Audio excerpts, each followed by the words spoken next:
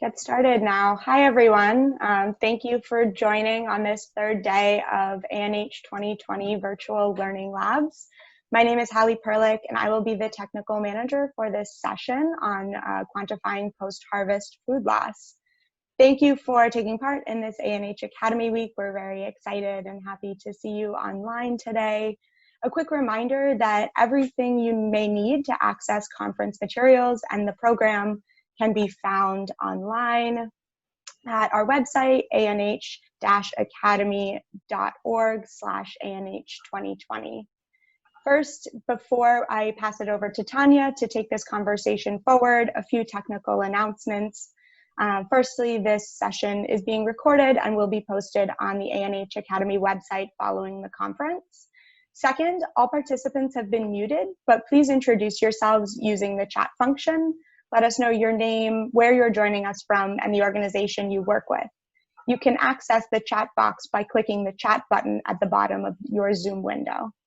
Later in the session, we'll open up for Q&A, so if you have a question, we invite you to share those in the chat box throughout the session. Last, if you have any point experienced technical issues, please check your audio settings and your internet connection. You can always try to reconnect to the session using the same Zoom link that you used to get in here this morning. If you have a technical question, please send me a private message using the chat box. Thanks so much, and over to you, Tanya. Thank you, Hallie. I'm actually going to turn my camera off in a second because some people were not able to hear me when I had it on. So hi to everybody. Thank you for joining us. It's great that we've been able to run this session, even though we're not in Malawi together, that the ANH have organized for it still to happen, and it enables a wider range of participants to join us. So I'm just going to switch my video off to help improve the quality of the call. You should still be able to hear me. So I hope you checked out the background materials. There was a poll there that would be great if you've done that.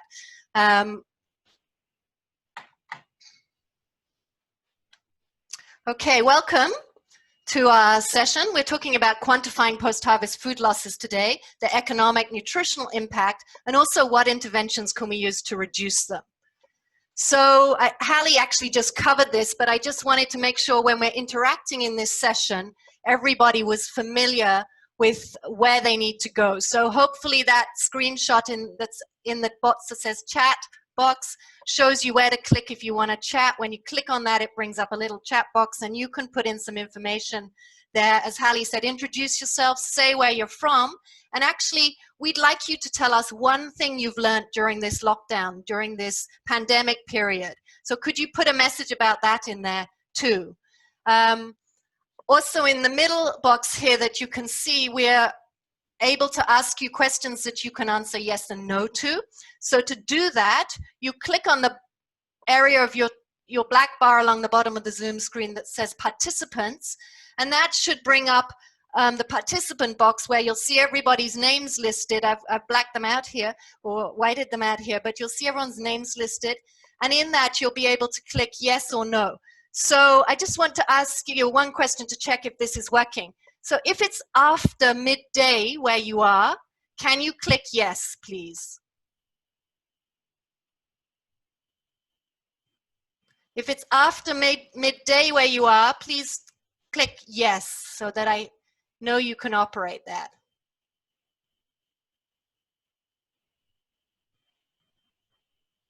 And if it isn't, you can click no on the red button.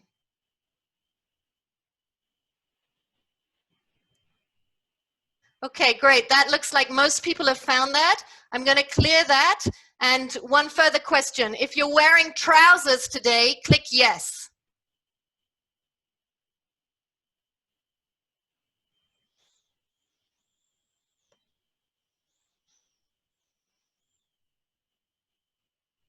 Okay, I've got about 9 people wearing trousers there.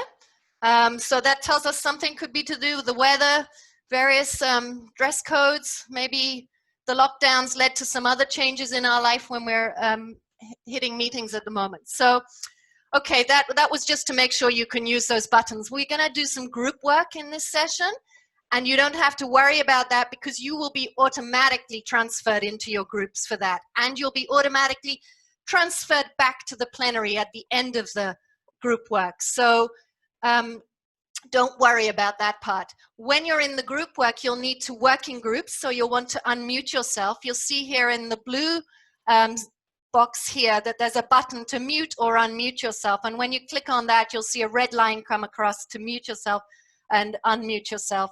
There's also a button to share screen. When you're in the group work, the rapporteur will need to share their screen, so that's just to ensure you're up to speed on all of that. So great, and please feel free to add questions and things to the chat box as we go along. Bruno and Aditya will be watching that as we go and pulling those out for discussion. Okay, as I asked, please introduce yourself in the chat and tell us one thing you've learned during lockdown. The outline of this learning lab is we're doing the welcome now. We're going to then have a presentation followed by questions and answers, and then the rest of the session is going to be in group work. So we've got 50 minutes of group work. You've got 3 tasks to work on together in that group work, and then we're going to come back together for the plenary feedback and discussion. So the facilitators, we've got a great team of people here today. We've got 10 of us here today to help work with you because we're going to be in these breakout groups. So I'll show this again, but you'll find yourself in a breakout group with 2 of these individuals who will help lead you through those group work tasks. So I just want to switch. Some of you completed the poll before we came in. So I just want to show you. Can you give me a yes if you can now see the screen? Wait a second. Are you looking at the screen that says, please answer these questions? Yep. Yes, okay, great. So let me see. This first question we asked you is, what country are you in today? So what did you tell us? Okay, that gives us some indication of where you were. We got quite a few participants from Nigeria, also from India, some from Tanzania, and a few from other places. What disciplinary areas do we have within the group, within the room of participants today? Okay, it looks like quite a few agricultural economics, but we've also seen quite a bit of nutrition, a few post-harvest, some gender, agronomy, fisheries, quite a wide range there that we're seeing.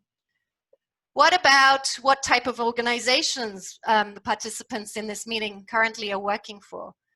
Okay, so we've got a mix across, that's great, a mix across the academic, the NGO, government research organizations, and some policy think tanks. What about 3 causes of crop post-harvest loss? Okay, lots of answers here. And we're seeing people really identifying the problems of pests, storage, problems during storage, losses during transport, problems due to inadequate storage, and nice to see rodents being noticed, especially there as well. Okay, what about, we asked you to rank these cereal post-harvest stages by the one you thought was the highest loss. And that's what you guys thought, the storage had the most losses, and then you expect harvesting. And then the other stage is slightly lower. That's interesting. We'll have a look at that in the exercises as we go. Have you used APHLIS before? Okay, that's exciting. Most of you have not. That's going to be an introduction to APHLIS for most of you, which is great to see. How many tons of maize were lost in Malawi in 2016? Okay, so by the end of this session, you will be able to find out the answer to that question to understand how much we're actually losing post-harvest. So that'll be a big change. And which groups or institutions do you think might be interested in quantitative information about post-harvest crop losses? Okay, so that's quite a mix of potential stakeholders who'd be interested. We've got farmers there, but we've also got government research institutes, Ministry of Agriculture staff. So that's really interesting to see. Right, I'm gonna switch back over. We're gonna start the presentation now. And I hope, let me clear those buttons. If you could just give me a yes, if you can see that screen that's got some circles down the side showing fractions that were lost. Are you seeing that now?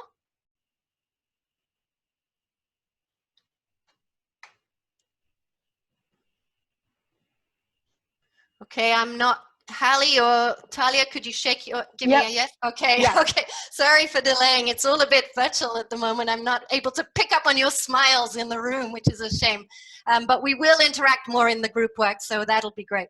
So just to start, we're talking about quantifying post-harvest losses. We want to know about their economic and their nutritional impact, and what interventions do we have to reduce them. So I'm going to break this down by these different sections of this presentation. So we'll go through each of those in turn.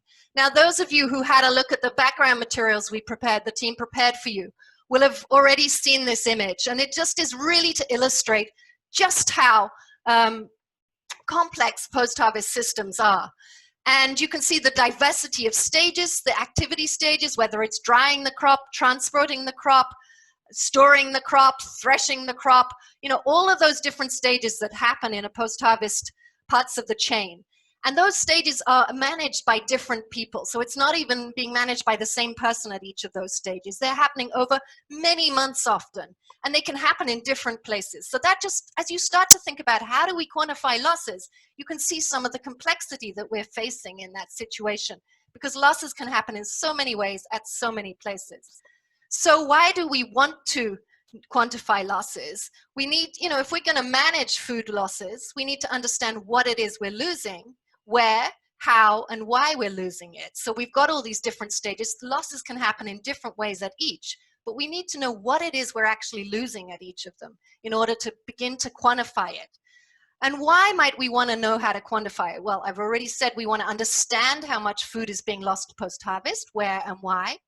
Stakeholders want to make investments, prioritize their decision making, to look at where they're going to reduce losses. And if they understand where along the chain losses are happening, or in which geographic areas, or by which crop, that enables them to target those hotspots of loss, or areas they can make a change in for their interventions and policies.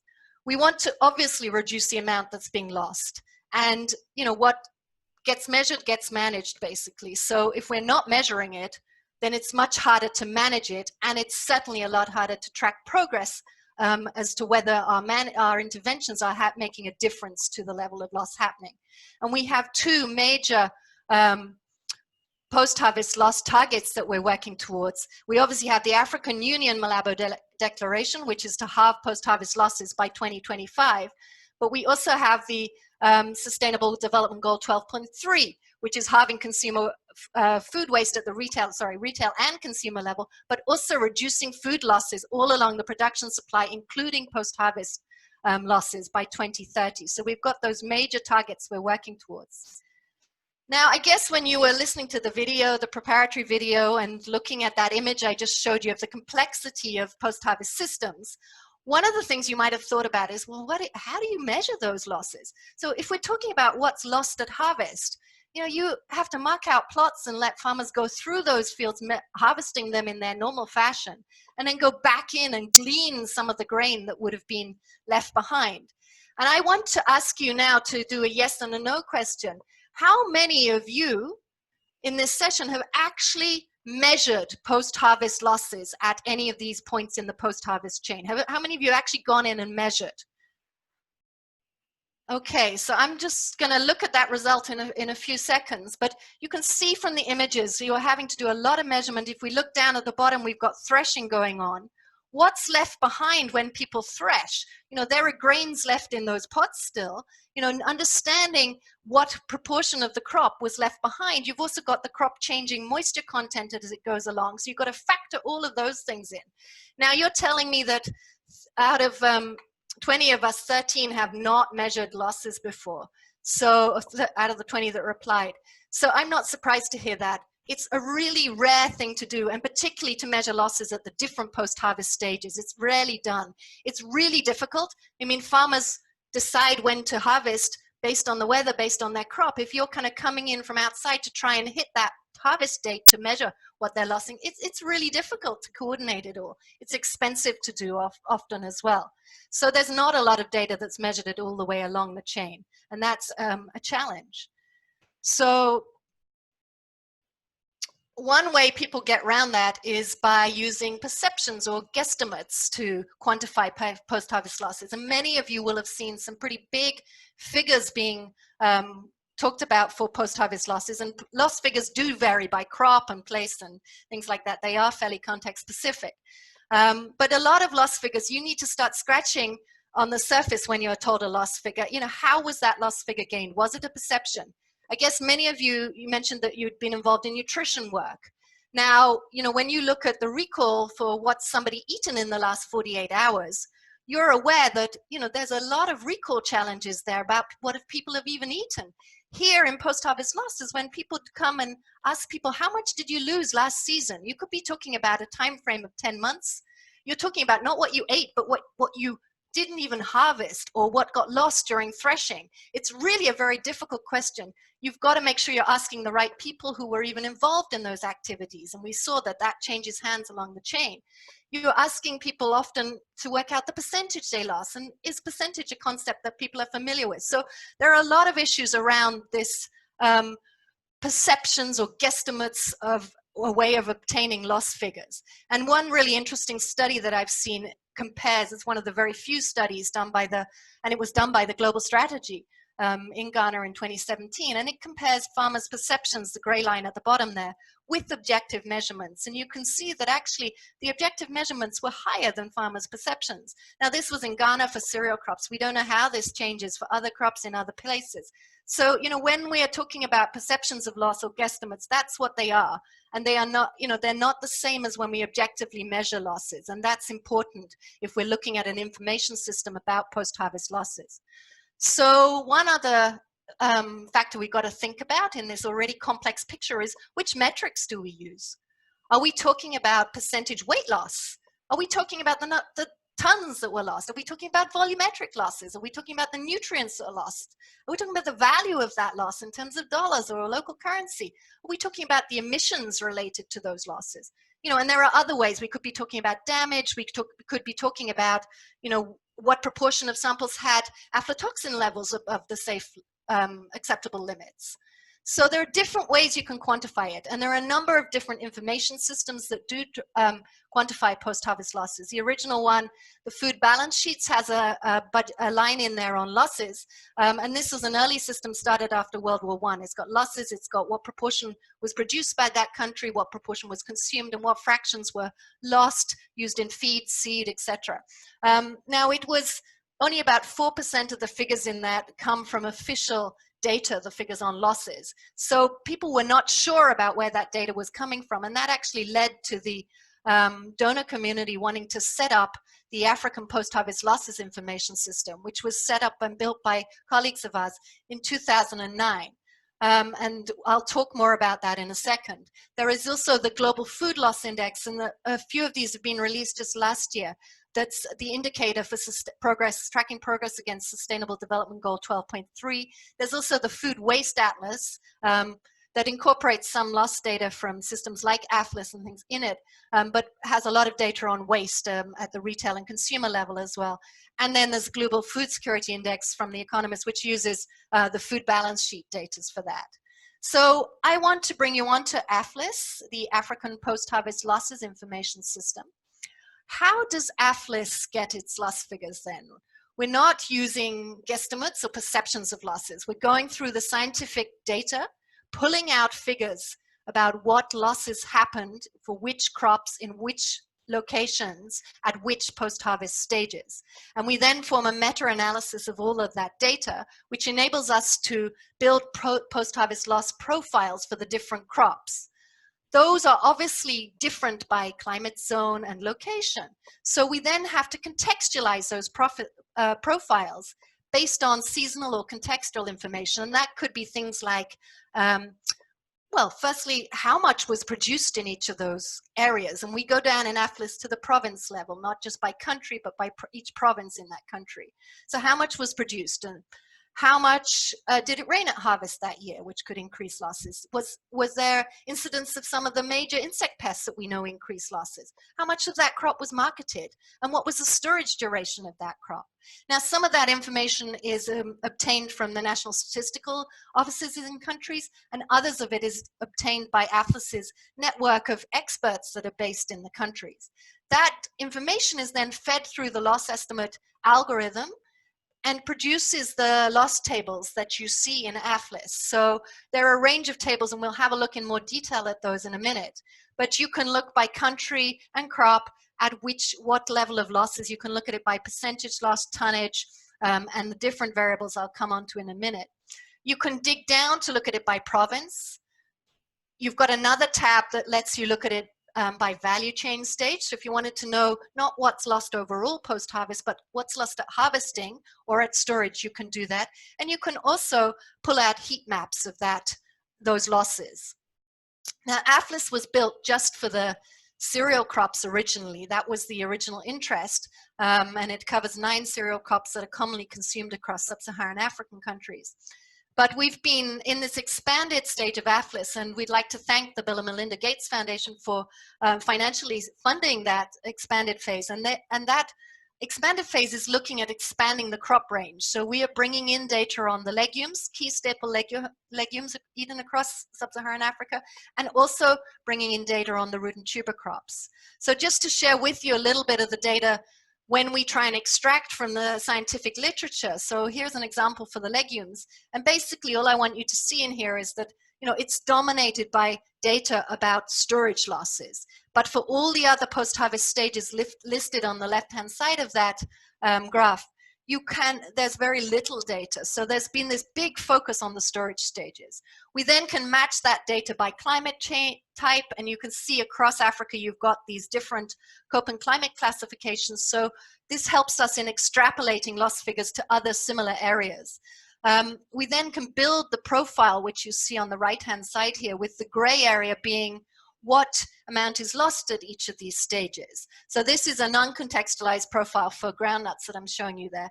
And you can see we're going in a step further at this point to say, well, hang on, we know that storage technologies also really influence how much is lost at storage. So whether, you know, a farmer's using hermetic bags, whether they're leaving their grain untreated, that influences what's lost. So we're going in at more depth as we're building these new and expanded version of APHLIS there. We're also addressing the fact that there were very little data on some of the non-storage stages, and we've got studies happening in a number of countries to address that, to actually go in and measure losses at each of those different stages. So one of the outputs from APHLIS is a loss measurement toolkit, and Bruno, who's with us as a facilitator, has been leading on this. This allows us to achieve precise and fairly inexpensive loss measurements. It's composed of 8 e-learning courses, so it can all be done through distance learning. It's available in French currently and shortly in English.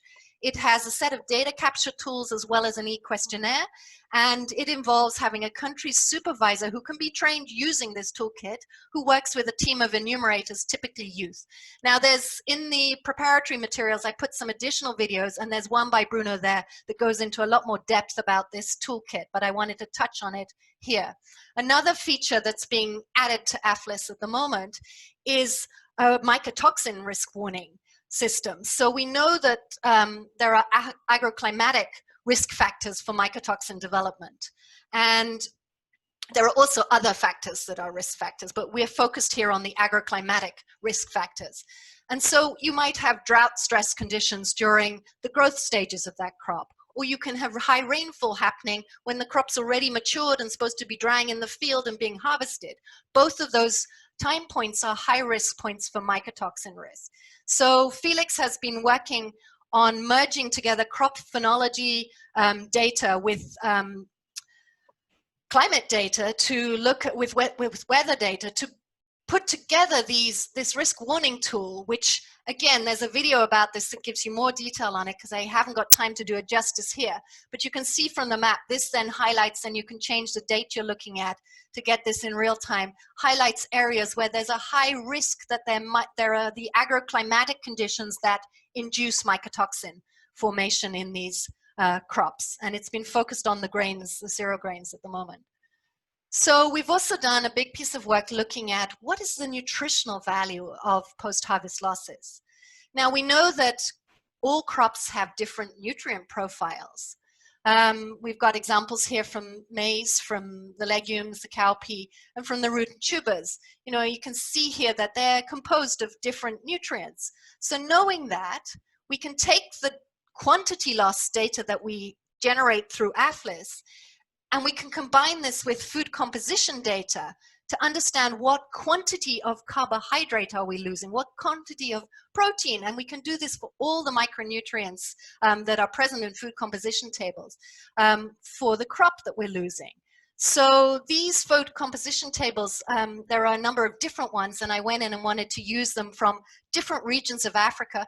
So we've got for Southern Africa, Lesotho, East Africa's pulling on the Tanzanian food composition tables, West Africa's using the recent regional West African one, and I know there's been a few more. We also include the USDA food composition, so the user can select which of those they want to use, and I'll show you that in a second. But by doing this, we start to understand not just the percentage loss that's happening post-harvest, not just the tons of loss that's happening post-harvest, but what quantity of each of those macro and micronutrients that those crops are made up of is lost post-harvest, and what, you know, what's the caloric equivalent that's being lost post-harvest because of this. Now, we didn't want to stop there because, you know, again, most people can't necessarily connect with those huge tonnages that's being lost. They can't visualize what that means. So we wanted to go one step further. So we know that nutrient requirements differ. But if we're going to use those nutrients that are being, that tonnage of nutrients that are being lost to convert out, well, how many people's annual dietary requirements was that equivalent to? We need to understand what the nutrient requirements are. And like I said, those differ by age, by sex, and by other life stage factors. Now, to understand that for each of the 38 countries in sub-Saharan Africa, I had to go in and look at the demographics for each of those countries because, you know, the nutrient requirements for a country differ if you have 70% of your population under 20 than if you have a much older population. So it's important to understand the demographics. So we went in for each country and looked at the demographics, and using that breakdown, we could then calculate what the impact of those nutritional losses that are happening post-harvest is in terms of how many people's dietary requirements were lost in that year. So we can look at this by calories, we can look at this by carbohydrate requirements, we can look at this by protein, by some of the vitamins or the minerals as well. We can also zoom in for specific sex and age groups and look at it if you've got a particular interest in a particular life stage group, you could use this. So this is there now for each of the different countries that we cover, for each of the crops, and it will actually bring in information as we add the legume crops in. That's automatically will come in to look at what is the nutritional value of those losses. Now this is just shows you what the quantity that's lost is if you convert that to its nutrient content. But we also know that during the post-harvest stages, we get some quality loss, and that it can affect the nutrients as well. And another project called the Nutri-PLOS project has been focused on that quality loss work, measuring what changes we get in quality loss and how does that affect the nutrient composition. And there's some exciting lab work that came out on that in food security. There's also a study shortly to be published from field studies of this in Zimbabwe that Brighton and Patrick Ngwanyama have been doing as part of Patrick's PhD there. So just to show you where you find this on APHLIS, you can click on the nutritional losses tab.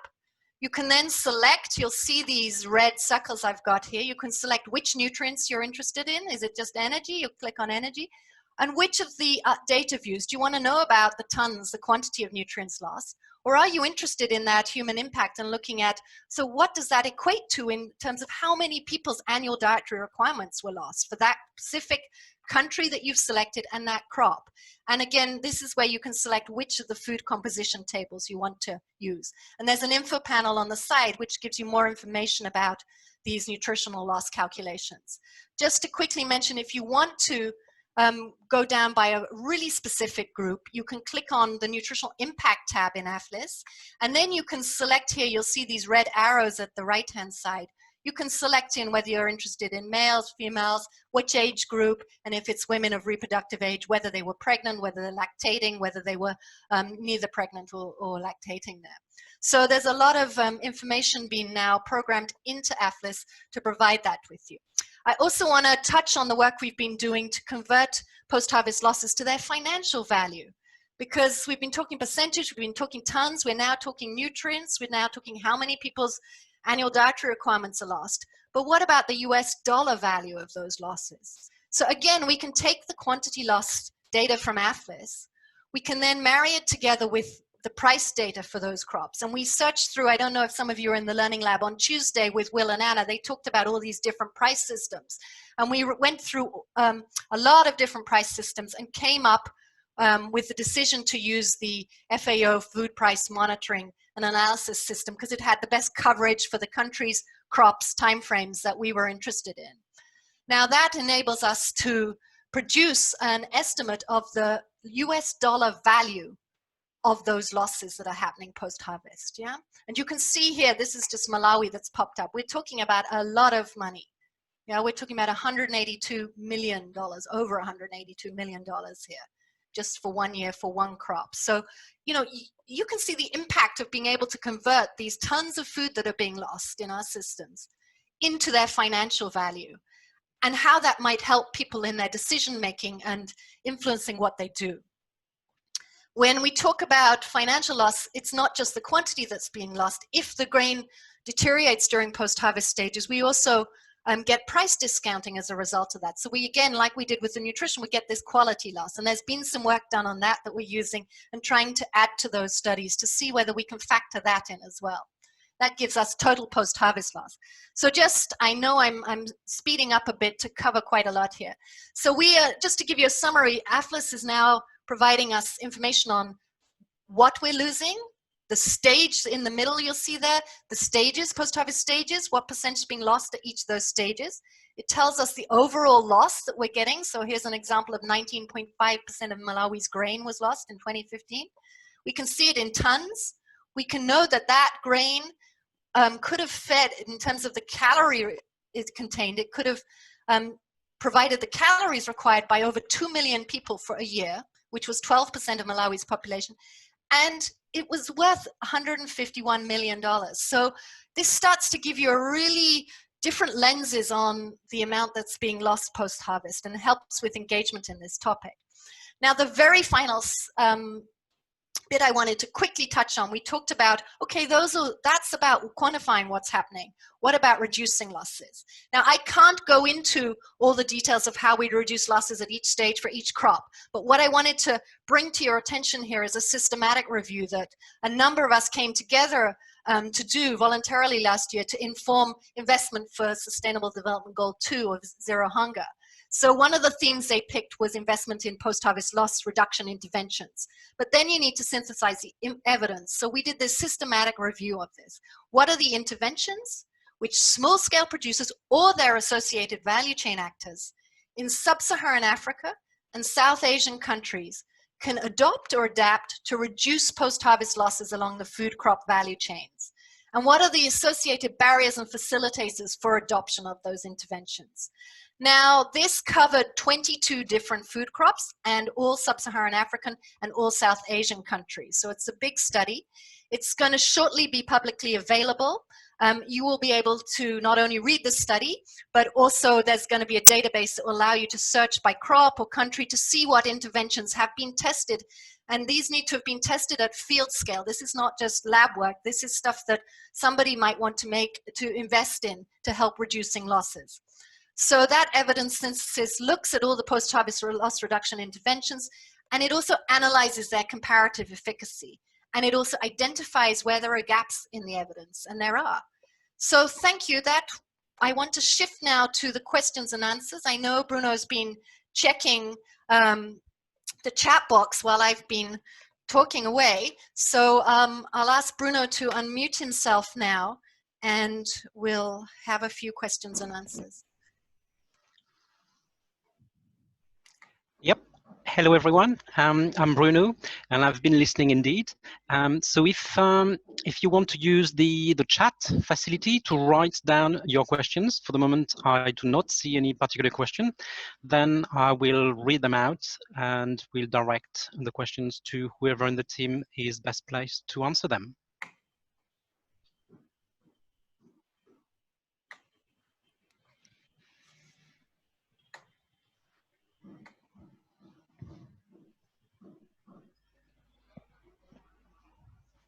Right, well, Tanya, the first question is not a question, but it is a compliment. It says good presentation.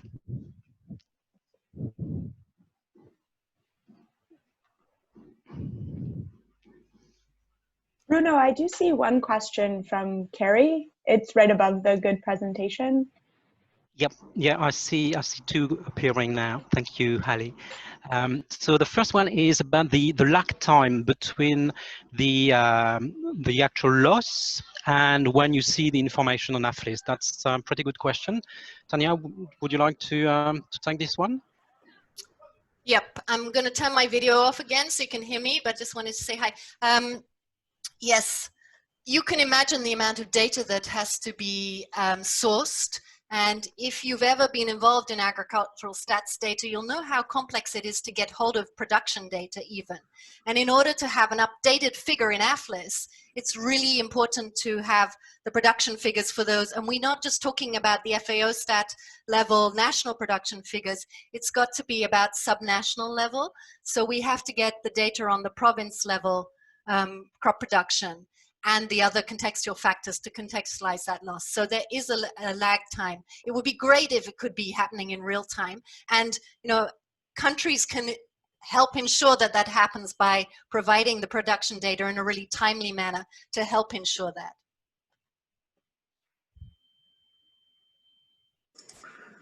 Very good. So next question is about the data sources that are used for the FAO food balance sheet. Yes, that's I read on the FAO site about that. It's not that clear what the data sources are. I think there's a lot of work ongoing now to try and have a standardized method. Well, there's a standardized methodology that's suggested, but the statements in the report suggest that only 4% of that is official data. And that was a concern and led to the request to have more nuanced understanding of losses happening at each level of the value chain there. Thank you. Okay, and from Carrie, a question about the losses due to mycotoxins, and she asks whether they are considered in quantity as well as in quality. Yeah, Carrie, that's a really great question, and it's one that has been tackling the team, challenging the team. So just to emphasize, in most of these sub-Saharan African food systems that we're working in, at present, and it's changing rapidly in a few countries, but at present, grain that is contaminated with mycotoxin is not necessarily being removed from the food system. It's being consumed often. So there are standards, but the implementation, as most of us know, of not removing that grain that is higher than the acceptable limits of aflatoxin from the food chain isn't often happening in those contexts. So actually at the moment, it rarely is resulting in a physical removal of crop from the food chain. Perhaps in future, as there's more legislation and more implementation of that legislation, we will find losses might even go up as a result of recognizing that some of that grain that is going through the food system is above the acceptable limits for aflatoxin levels or other mycotoxins, and then it might start being removed, in which case we'll start to get data on how much is being, what the weight loss is due to aflatoxin removal. At the moment, we are not, that data doesn't exist and it's not commonly happening in the food systems. Thank you. Okay, that seems to be it for now.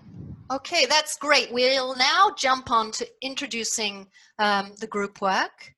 and I'll talk you through. I hope you can all hear me okay still, and I'm sorry I was going a bit fast before. I'll slow down a little bit now.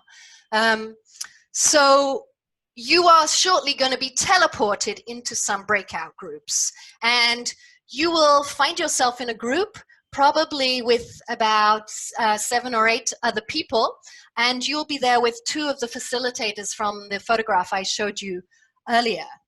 And that first task in that group work, you're going to do a country case study, and you'll be looking to pull out loss figures from APHLIS. So you'll be using APHLIS to fill some templates that we've already prepared for you. So when you get into your teams, you can see here there's 3 case studies you're actually going to be doing. One is on the country case study, the next is a briefing note, and then you're going to do the third task is using APHLIS data going forward. And you've got 50 minutes to do that. You've got to watch your time on this too. You need to identify a rapporteur, somebody who's going to share their screen to fill in the template on it. And the rest of you can then feed in information to that. You'll have your mics on. You can also put stuff in the chat. You'll need to find a presenter who's going to feed back the output, not of task 1, but of the briefing note, and task 3, the APHLIS, using APHLIS going forward. They'll be given 60 seconds for each of those feedbacks. So you'll need to think about that when you get into your group. So just to show you what you're going to do, you're going to be pulling out data from APHLIS, and I'll just work you through. We need you to look up the percentage of crop that's being lost for particular countries and years, what tonnage that was, what the US dollar value of that loss was, and what the nutritional value of that was in terms of the average energy requirements. And then you'll look for some maps. So hopefully you'll manage to do that. I'll just give you, so this is the template that you'll be starting with to fill in. So this is just at national level, and this is asking, for example, Rwanda is this case study. So let me just show you how you do that. Rwanda maize. Let's go over to the APHLIS. Bear with me. You'll find yourself on the APHLIS homepage. I hope you're all seeing the APHLIS screen now. We can click in on data. Hallie, give me a nod if you're looking at the APHLIS screen. Great, thank you. I can't see anyone else. So we were focused on Rwanda. So we would go in and look up Rwanda. And we're in post-harvest losses tab. What we're seeing now is the metric of percentages. So the year we were asked about was 2018. So we would go over to this figure here and look at it. If we then wanted to find tonnage, we can just click on this metric here for dry weight loss tonnage. And that then shows us how many tons of maize were lost in Malawi. So we got, Rwanda. We got 70,446 tons being lost here. Yep, you can click on the info panel to get information about these at any point. The financial value, again, you can just click on here and it will show you what that tonnage was worth in US dollar value. So you can see for 2018, it was more than $20 million worth if that grain hadn't been lost. So that shows you for the national level. We're then asking you to dig down and look at by provinces. So you can click on the crop, or you can go in here and click on the province you're interested in. So if we were looking for Eastern Province, we would look along the row for Eastern 2018, Eastern Province of Rwanda. This is for maize, and we can switch to other crops on here. And look at what percentage loss it was. And again, we can look at it by tons or by the US dollar value there as well. One other thing I wanted to show you, is the value chain steps. So you can click on the value chain stage tab here, and you will get used to this. I know first time around it'll be much slower, but you'll get familiar as you play with this.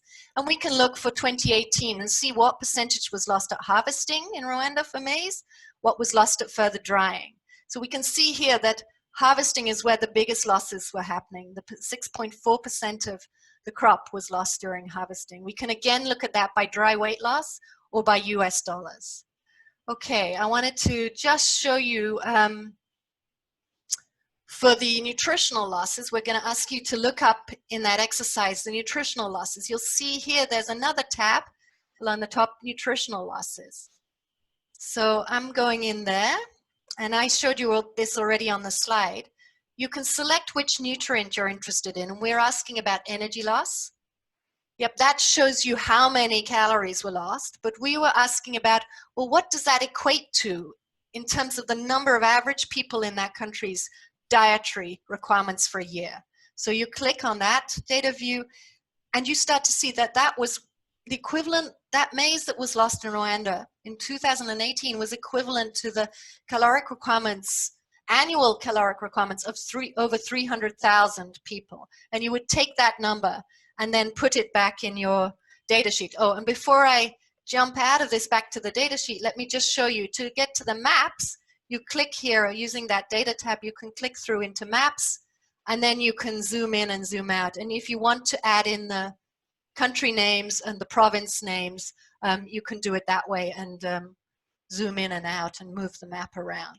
So there's quite a lot of opportunity to play with that system, to look at what data is in there. So I just want to come back. That will be the exercise you'll do together to start with. And then you're going to use that data to think, well, so what? That's a lot of numbers there. How do we use that data? And I'm going to ask Ruth to come in now and explain the second activity, the briefing note. Ruth, can you unmute yourself?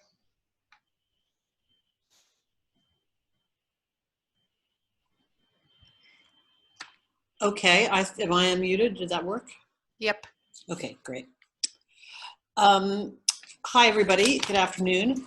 Yes, as Tanya said, the next step in the exercise is to think of some ways you might want to use the information. And this is basically a communications exercise. So each of the group has been assigned a target audience. And each of those target audiences consists of people that may, in some way and in different ways, help you to achieve an overall goal of helping to reduce post-harvest losses. So the audience might, for example, consist of policymakers, and obviously they may help to achieve this goal of reducing post-harvest losses through enacting policies. Journalists who can raise awareness of the problems of post-harvest losses and why it's important. Donors who can put some money behind efforts. National research organizations that can put together proposals for interventions to stop post-harvest losses. So these are all target audiences that can in some way be helpful. So each group will get one of those, and you're still situated in the same country where you did the research for the first task. Okay, so the idea is to provide a briefing note tailored to that particular target audience that you've been assigned. So what you really need to do is put yourself in the shoes of that particular audience and try to understand what you need to say and what information you need to communicate that will convince them to do what you want them to do, whether it's give you money, give you attention, make policy changes. So going back to the information that you pulled out in task one, think about what information is going to be of interest to them. And it's not going to be all the information. For example, a policymaker that is specifically interested in responsible for policy regarding health and nutrition, while they may find some of the information on financial losses and tonnage losses to be of interest, it's not really what they're after. They're going to be more interested in knowing what post-harvest losses means for their sector, i.e. nutrition.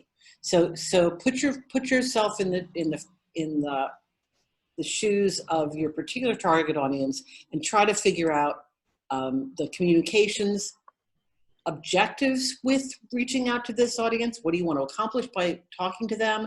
And what do you want to say that will convince them to do what you want them to do?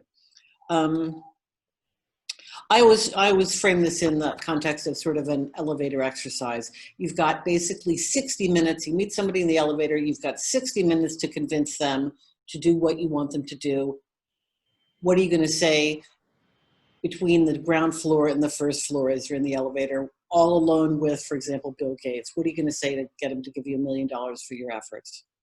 So that's the task, based on your understanding of what that audience might, the messages that they may find compelling.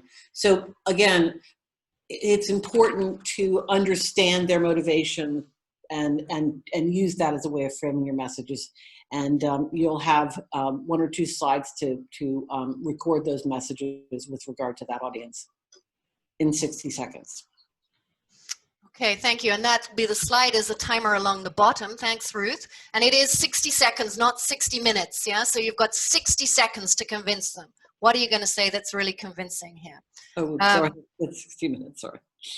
The third task that you're going to do is just a brainstorming together at the end and put down your group's thoughts on, so now having seen what APHLIS does, how can it help you achieve your work objectives? Yeah, you'll be filling in this table you're looking at. What aspects of the APHLIS system would you like to see changed or improved? I know not all of you have had lots of time to work on this, but anything you already notice or think about you'd really like to see from APHLIS would be great information to feed back to us. Who do you think might benefit from knowing about APHLIS, and how can you help to reach those people? And you list your reflections there. And this exercise and the briefing note one that Ruth has just explained will then be presented back in plenary by the person you've selected as your presenter. And there will be a 60-second timer counting that down. So thank you. I think you will now be teleported into your breakout groups. Hallie's going to organize that. You should just take a kind of, imagine this is a standing up and shifting around the room into groups second. Take a second, because she also then has to make sure the right facilitators are with the right group. So Hallie will be doing that now, and we'll meet you in the breakout groups in a second, and then it will automatically teleport us back to plenary again after 50 minutes. So thank you. Please keep an eye on time, and we'll see you again after the group work.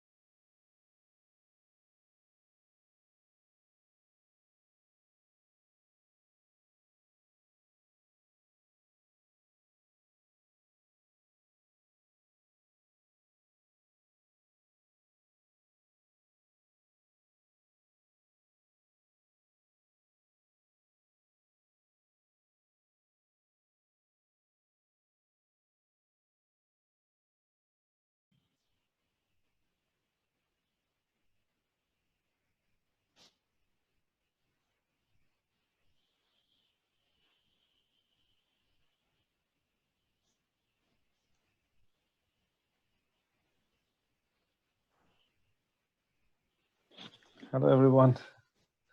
Hi, Aditya. Your group Hello. back. Yes. Good. Okay, I don't know if everybody's back yet. Hallie, can you tell? Yep, you're nodding. Everybody's back yet. I think, Ruth, over to you to ask the teams to present.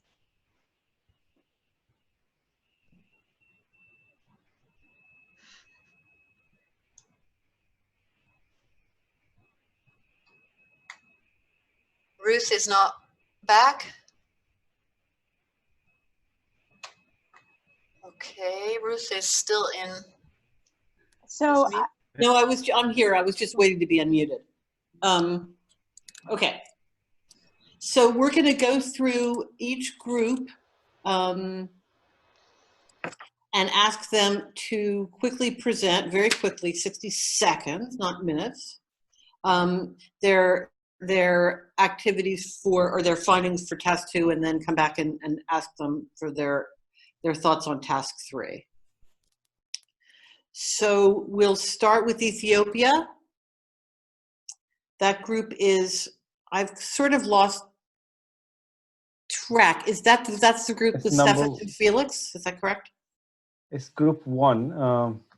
Yes, it's with, I think there are 2 Ethiopian groups, but yes. I was the one with this is group 1. And then, so we need to get your rapporteur's notes shared. and then your presenter to present. So my rapporteur, is he around? His Nikhil.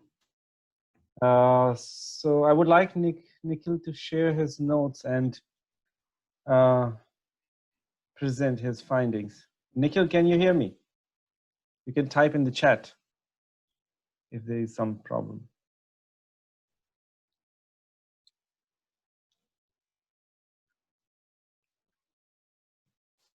Oh,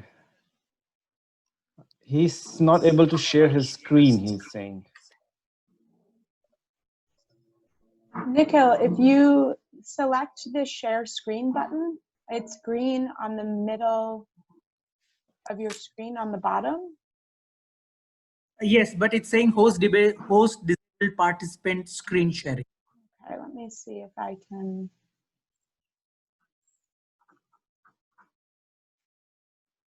Could you give it a try now, please? Yeah. Yes. Great. Okay, great.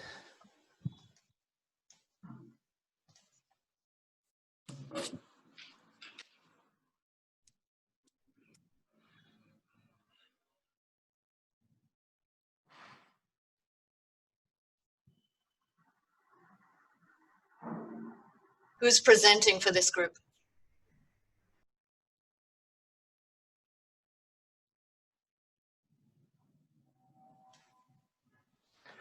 I thought Shweta was the presenter. Nikhil was rapporteur. So, or Nikhil can also present if we have him having problems in connecting Shweta. Yeah, I can start, and Nikhil, if you feel like sharing anything, just feed him if you think anything is missing. We were allotted. Can I start? Okay. Yes, I think so.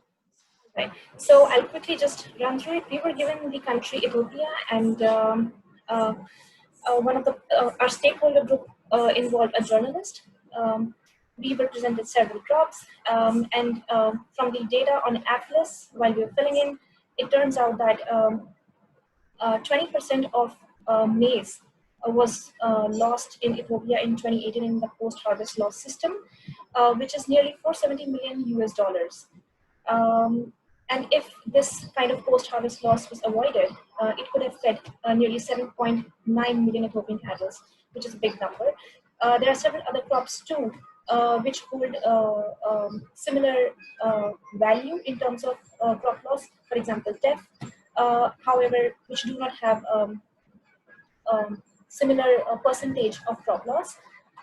And nearly 40%, we haven't reported here, but nearly 40% of such economic loss for maize comes from the household level, at the household level storage. So this raises the question of why such thing is happening. Why do we feel that if 40% of the crop losses in terms of value, which happen at, I don't know about inflation yet. We haven't corrected for that, of course.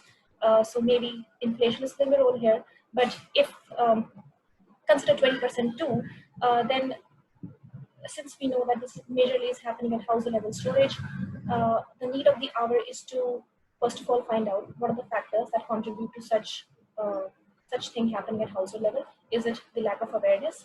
Do they not have enough knowledge on the existing ways by which they can minimize this loss? And only when, for instance, that was just an example. So only when we get to know about such kind of reasons why this is happening at that stage, then the government can efficiently, allocate their resources towards that particular need. For instance, if it's awareness that the farmers don't have, then possibly create some awareness campaigns to educate them. So yeah, that's it. I guess that's my 1 minute. Thank you. Okay, great. Thanks very much. Okay, group 2, which should be Togo. Bruno and Gideon. Right. Yes, that was our group, and it's my fault. I was not able to calculate what 50 minutes was exactly, so we ran out of time because I expected that we had still 10 minutes. Sorry. So I think the group has got something to present, but it will be prepared a little bit at the last minute. Well, I think we're all in that situation a little bit. Do you have? Is there some something you can share with the screen? Do you have Yes, some? I think that will be done shortly. Okay.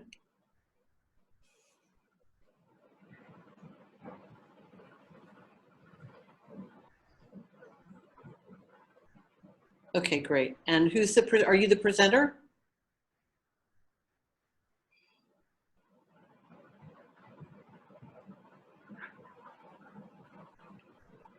Bruno, please let me know who the presenter is so I could unmute them. I wish I could let you know, but I'm not entirely sure. Yeah, sorry. We had not decided that before I went offline. Brooke, do you know? Maybe Brooke can present.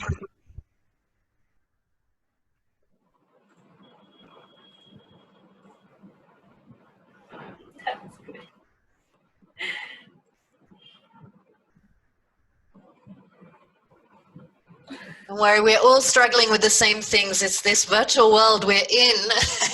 We're learning very fast as we go, but we are expecting it to all be easy, and it isn't. Okay, Brooke has volunteered. Thanks very much. Let's get started because sure, no problem. Minister disappearing. Okay, sure. Seconds. I don't know why I keep saying that. That's okay. Okay, so quickly, yes, we had Togo as our country, and our stakeholder group was a donor developing a new food security investment program. So we didn't have so much time, but we decided that we would focus the program on maize losses just because it accounts for 18% of post-harvest losses, or 18% of maize is lost, which was the highest number out of the other crops we looked at, including millet and sorghum. And this loss actually accounts for over 500,000 people whose annual energy requirements are lost due to maize losses.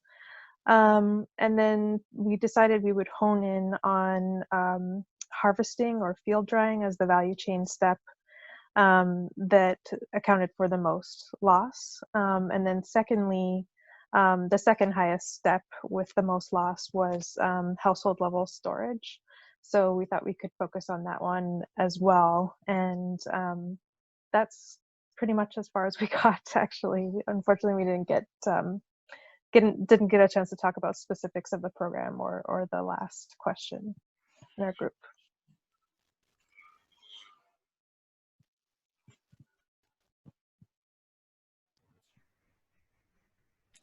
That's fantastic, Togo group. Ruth, are you there? You're going to move?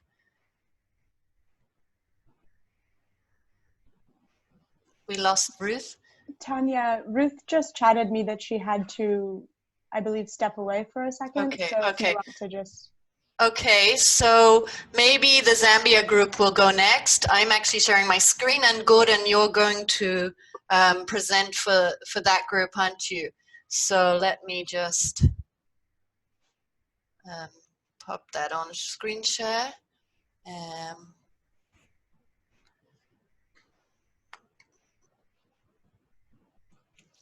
Gordon, Opin, please come in. Put your unmute yourself. Yeah, is that okay? Perfect. Yeah, so we were the Zambian team, and our stakeholder was the director of research, of agricultural research. So when we met him, we told him that in Zambia, actually, government through a Ministry of Agriculture invests over $1 million in extension, research, and other activities related to improving production of maize. But we're seeing that in just last year season, we lost $73 million US dollars worth of maize due to post-harvest losses. And then we are telling them that if they could allocate money to reduce post-harvest losses, because we've seen drying, storage, and harvesting are the main areas where we have post-harvest losses.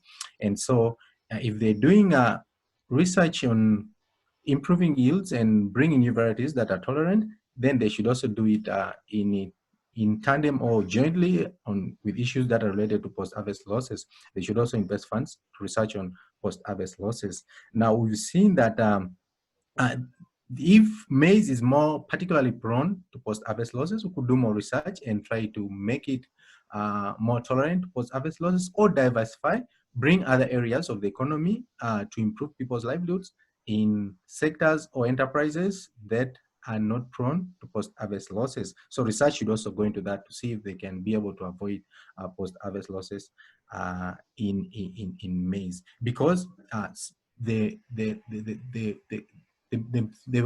quantity we're losing is giving us like millions of people going into hunger, and government is spending also hundreds of millions to feed people who are hungry because of post-harvest losses. Actually, more than $100 million, than that, like $200 million to feed people who go into hunger. And yet these people, we could be able to feed them with the maize that we're losing just because of controllable post-harvest losses situation. So in that regard, we've seen that many people are coming into poverty, especially the smallholder farmers. And so this should really be an urgent matter because it can save a lot of money to government if they come in to bring money to arrest post-harvest losses. Otherwise, thank you so much. That is our group. Yeah. Great. Thank you very much. Okay, so now we move on to task 3, and we go back to the first group, Ethiopia. Ruth, we haven't finished. There's another Ethiopia group and a Rwanda group to present. Oh, I'm sorry. Yeah, I had to run out to. Yeah. Amazon decided to come right now, and I had to go down and pick up the package. So sorry, apologies. So next is the second Ethiopia group. That's Felix, the group you were with, I think, and Cephas. Yes, hello. So we have Collins as a presenter. I invite you, if possible, to share his screen with our conclusions, or if anybody else can share the screen of group 4.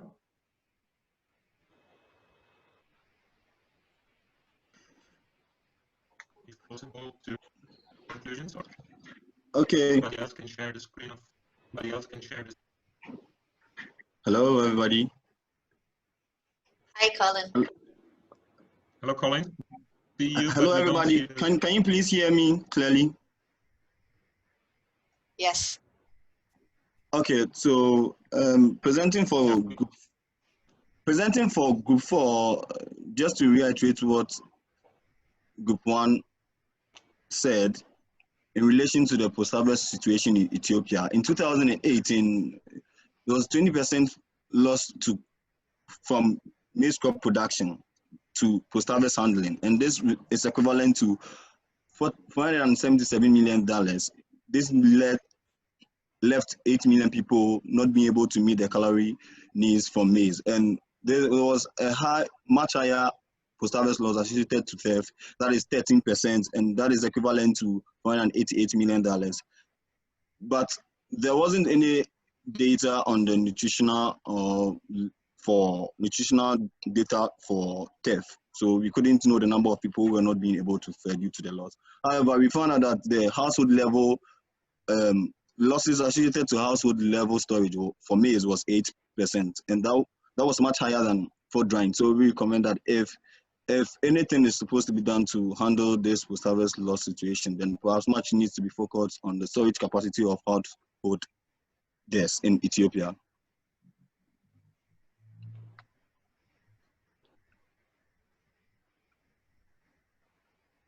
Thank you. Thank you. Very clear. Okay. All right, last group. I think it's the Rwanda group. This is Zach reporting. I am not going to share my screen because I think I'm having internet issues, but what I'll do is I'll just copy and paste the notes into the chat. Great. So we were to address the House Committee Chair on Public Health. The background of this committee chair, they had a record of addressing undernutrition challenges at the national level.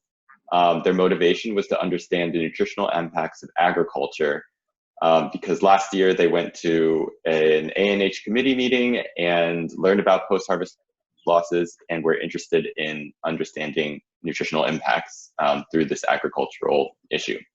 So what we decided to present to this committee chair in 2018, post-harvest losses for maize, we chose maize in particular because it was higher than other crops, equaled 16.8% of all crop yields, and this translated to over 3.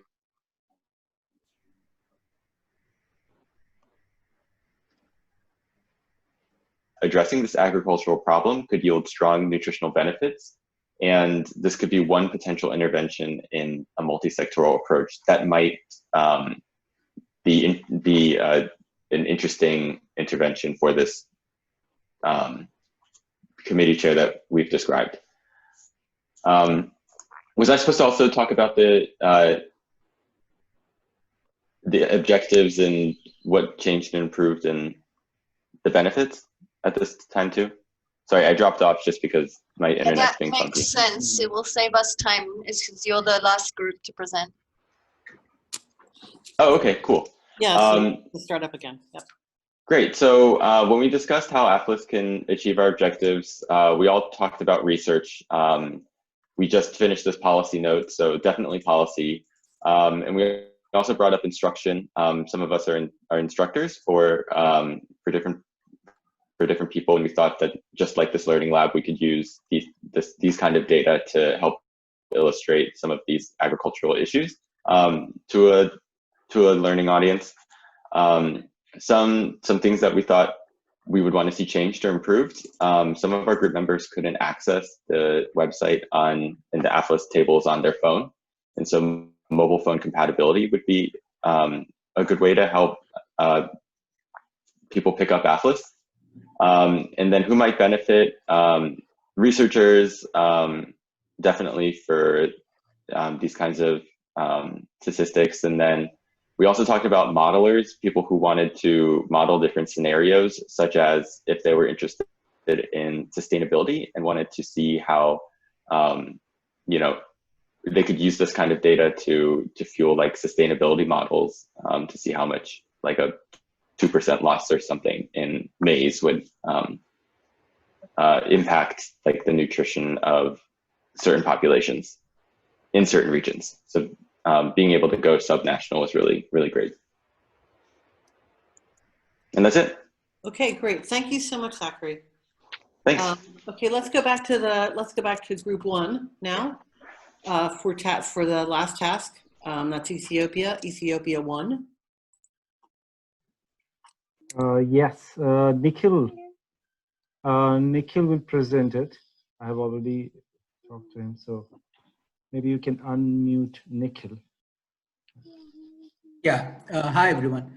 So for task 3, we did not have much time to discuss, but then, for the question number 1, how can APHLIS help you achieve your objectives? We as a thought that, it's a good platform to get accurate and disaggregated data for achieving our objectives. For question number 2, we really did not have much chance to explore APHLIS website, so at least now we're unable to say what we like to see changed or improved in the website. And for for the question 3, I guess this will be helpful for communicating to policymakers, developmental partners, farmers, for educating them, and donors. So this was the discussion regarding the using of APHLIS data. Thank you. Great. Okay, Togo.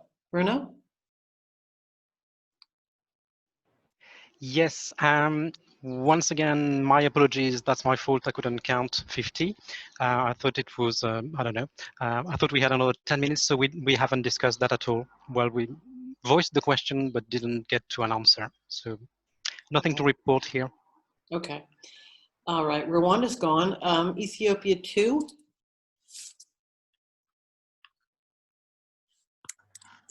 Yes, Yeah. hello. We didn't have much time, but we have a few recommendations. So if I can invite again Collins to present them.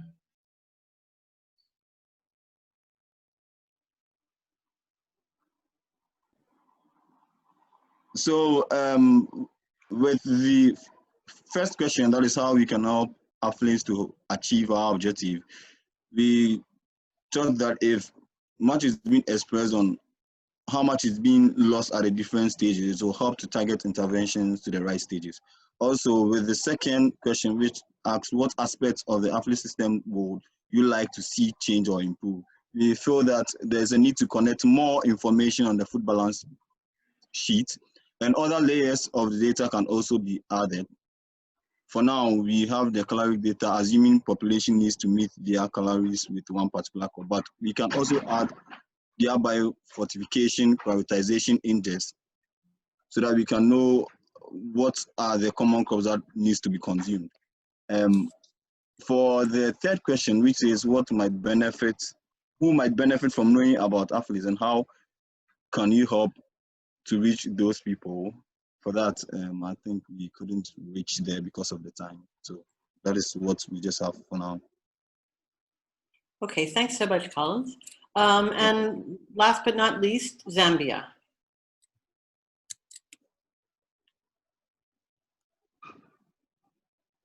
I hope Gordon is gonna present again. I'm just putting the slide up for him.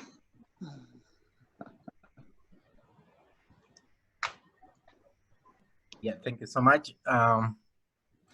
We've seen, especially like me and some other people in the pastoral areas, we've seen that the data that we can get from APHLIS can help us sensitize women on how to reduce post-harvest losses to improve food security and also get more income.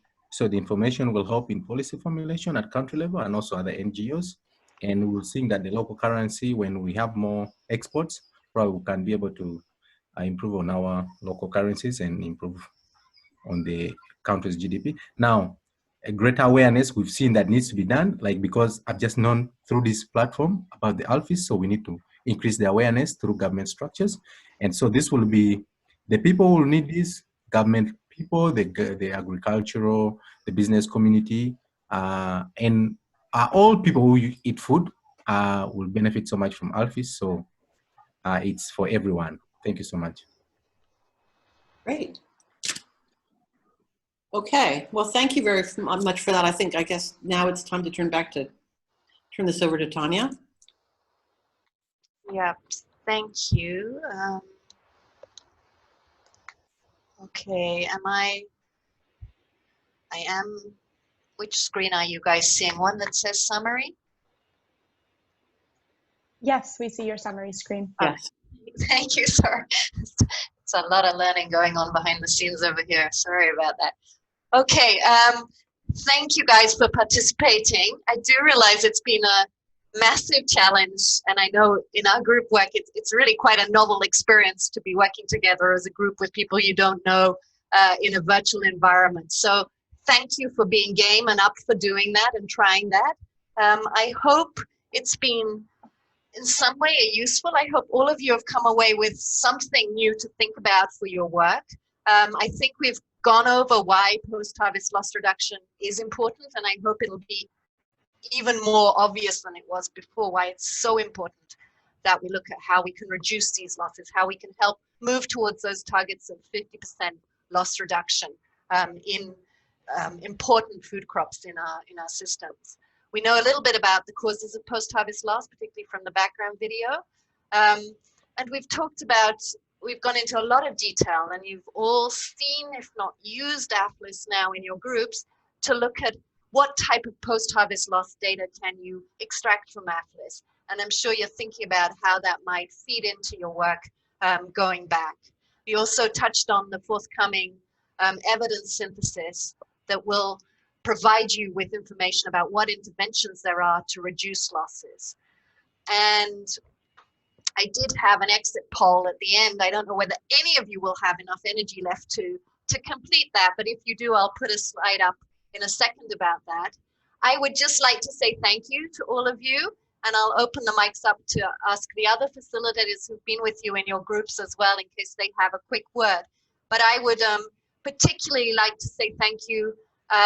It's a real shame I can't see you all, and perhaps that I can't see you all. I can imagine we would be walking over to take some delicious food together now if we were physically together, and it'd be lovely to have the chance to chat to you a little bit more. We are all contactable. You've got my information and you'll have it when the recording and the slides come out from this. Please do feel free to reach out to us. There's the info@aphlis.net website, is email address as well. But do feel free to reach out to us to take this discussion beyond this meeting, because this is a system that's being developed through demand, but we want it to get more and more integrated into everybody's working activities and environments. So the more we can do to help support that to happen, just let us know what would be useful. Okay, I'll just open up to any of the other facilitators in the team just to ask if they want to have a quick word on anything.